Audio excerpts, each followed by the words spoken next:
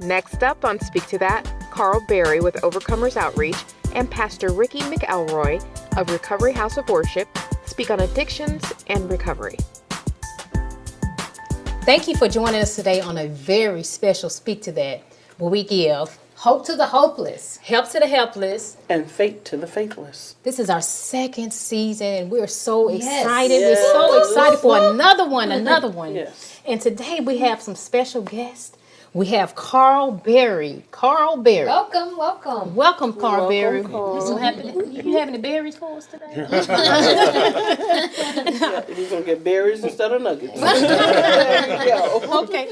So Berry, tell me what's going on in your life? What's going on right now? What are you doing?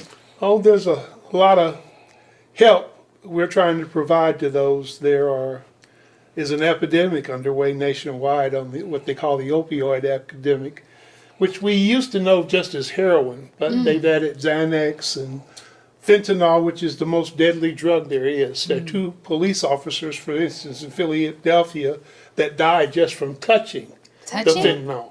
Ooh. Fentanyl, what would take to basically salt your greens is all it takes to kill you. Wow. And they use it to cut opioids, heroin and other things to make it go further.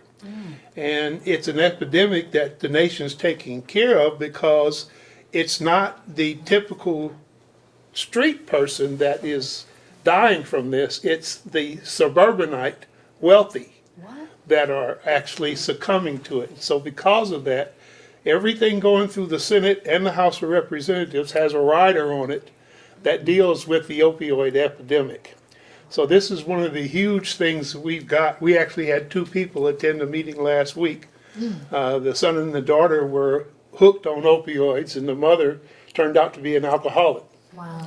And these are the kind of things that we deal with on a regular basis. We're happy to deal with on a regular basis. Right. Now you said that they touched it? They And just it touched it. So that stuff is powerful. Yeah, it's unbelievable. Wow. I mean, literally a few grains of fentanyl, which is what they use to stretch opioids, will kill you. Yeah. Now you have a story. Tell me about your story. Well, basically, I got high at age 14 on a Wednesday night, and I got high all day, every day for the next 28 years. 28 years. Yeah, and I was what was called a functioning addict. I was a mid-level manager with the telephone company. I did all my drugs by myself because I was a manager, so I had bosses above me and bosses and employees below me and managers. Okay. And so I functioned very well for 28 years. I thought I was the only one who knew I had a problem. Wow. But I think everybody around me ultimately did realize there was something different about this guy, Carl Berry. Wow. So, Carl, where did you seek help? I got help from a myriad of places, which is why I'm in the ministry I am now. Had some people come by my house and convince me I needed to study the Bible for the benefit of my children. And at the time, I was a using addict. And they came by to do the Bible class with my kids and duped me by saying, it might be good for you to attend this Bible study so that if the kids have questions, you can have help. Right. And the significance of this is that 3 months later we were baptized. Wow. And Look at God. the church that this was something that was totally foreign to me because I grew up in the inner city in Kansas City. Okay. I went to the only all-black high school in the state of Texas. I didn't trust Caucasian people. And this was a congregation of 800 Caucasians. I was the only black face in the crowd. Wow. And these people, once they found out I had a drug problem, instead of shunning me, they put me in treatment. They caught up my house payment and my bills, took care of the kids, and welcomed me into the church and had me start teaching kids. And I went to teaching prisons, and I went to teaching single parents ministries. And then one day they says, we need you to do something from these addicts. Once they were sure I had overcome. Okay. And we started what I thought was a unique organization called Overcomers, Overcome. only to find out there was an international organization called Overcomers that was worldwide. Okay. I affiliated with them. In fact, I'm still considering accepting a membership to the board of directors of Overcomers Outreach. Wow. But I tend to try to stay independent so that I'm not under anybody, so to speak, umbrella, but just to be independent and a resource for anybody. My mission in life is to introduce Christians to recovery, because there's a lot of Christians. Oh, yes. Scripture says all those sin and falling short of the glory of God. That's right. And so there are some Christians that are overeating, they're smoking, Right. they're cheating on their spouses, Right. but they want to point it to drug addicts and say them people. Yeah, you got a point. And so what we do is try to introduce Christians to recovery and to try to reduce addicts to Christ. Wow. Say that one more time. Christians to recovery Okay. and addicts to Christ. Okay. And one of our main thoroughfares, one of our main focuses is that of codependence, the loved ones Okay. of addicts and alcoholics, because there's a theory that we promote. The more you change, the more people around you change. I like that. And so what we have to understand is, in order for you to truly be able to help an alcoholic or an addict, you have to learn not to enable them, but at the same time, how to handle them so that they will seek help. Okay. And so that's all of what we do. About 30% of our membership, I've got an 83-year-old woman. It's been coming now for 8 years. Wow. And she's learned how to manage her son. Her son still hasn't gotten better, but he is gotten to be manageable. Okay. I've got another lady that's been coming for 8 years that used to come on opioids and nod in our meetings. And she just got married, celebrated a year clean of abstinence. And it came from helping her mom learn how to manage her. So Carl, I see you are on the mission. Yes, You are ma'am. on the mission, but I see that you're here, and I see there's another gentleman here with you. Talk to us. Who are you? Tell us who your guest This is. is Ricky McElroy. Ricky Okay. is my cohort in crime, so to speak. Okay. We've been doing Overcomers together for a long period of time. Opportunity was presented to us, and I'll let him tell you Yes. about that, called the Recovery House of Worship, Oh wow. which is a church planting movement nationwide. We've planted 29 Overcomers groups nationwide, wow. and there are now about 11 Recovery House of Worships, including the one Ricky pastors in DeSoto. So Ricky pastors. Okay, talk to us about it. Speak to that. Well, as part of what we were doing with Overcomers and stuff, we had members come from New York, had started the Recovery House of Worship up in New York, and they was wanting to move and branch out and plant down here, and they was talking to a lot of us and asking us, did we want to be part of this? And Okay. Carl and I said yes, and we had several others say yes, and kept trying to get everybody together, and they wouldn't do it, and so Carl and I said, well, let's push forward. Come on now. And so we started reaching out, and all we want to do is just reach those that are in recovery, out of recovery, need recovery. Right. We're trying to reach and put the families back together. That's Because drug use and anything that takes us away from the family destroys the family. That's right. And if you look around today, you see how many families are being destroyed with everything. Gambling, drugs, spending. You're right. You know, and those that are running around here in the name of God trying to fix people. That's right. You know, and so as we look at it and we talk about those things that are going on in our lives, then, you know, we want to find a way to address them, and we trying to reach out. Okay. So Reach Ricky, out. so what you saw, and what both of you, what you began to see was there was a need. There was a need for help. There was a need for hope. There was a need for faith, Yes.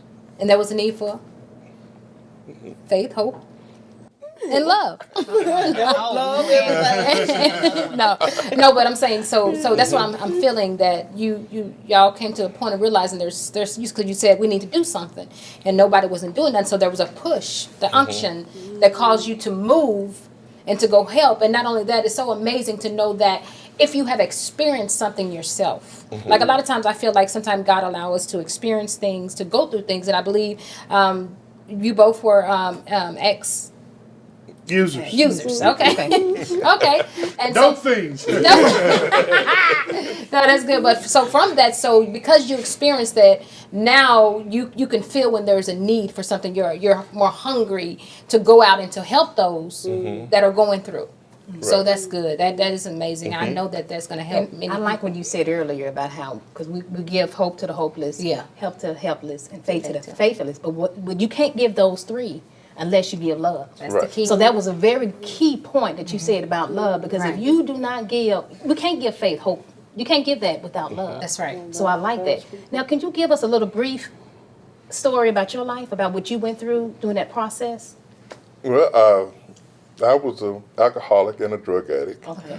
And in May of 1987, I decided it's time to do something different, and told some friends that I was going to straighten up, and if I didn't, I was going to go treatment. And I kept seeing this commercial on TV, say 10 days, 2-day follow-ups. I figured that'd be all I needed to get straightened out, and I did not know that they were still running the commercial on the thing that had died because it wasn't working. Wow.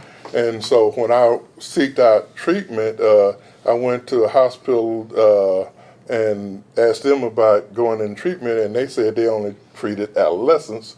And so I said, thank you very much, and was going to walk out.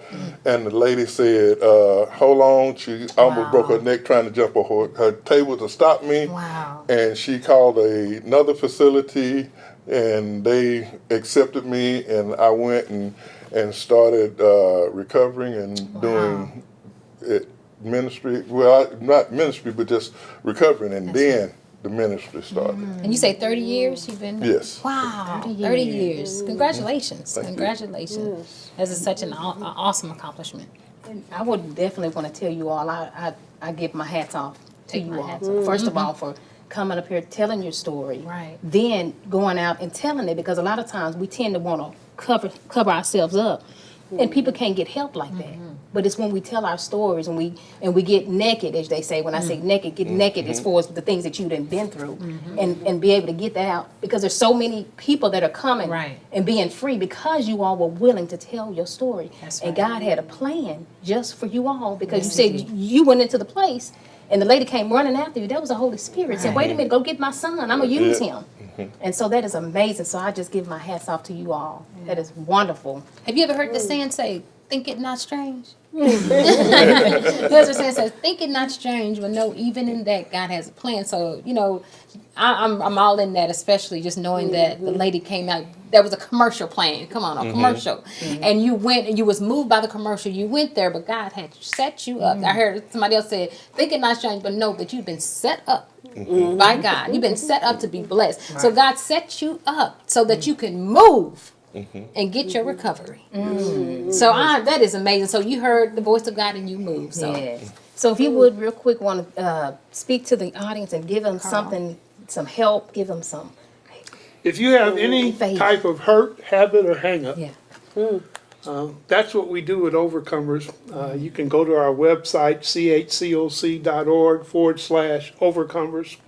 We meet 52 weeks a year on Monday night. We serve a meal. We have childcare. No reason not to come. yes. At the Recovery House of Worship, we want you to know that it's made for people that have a problem with the traditional church.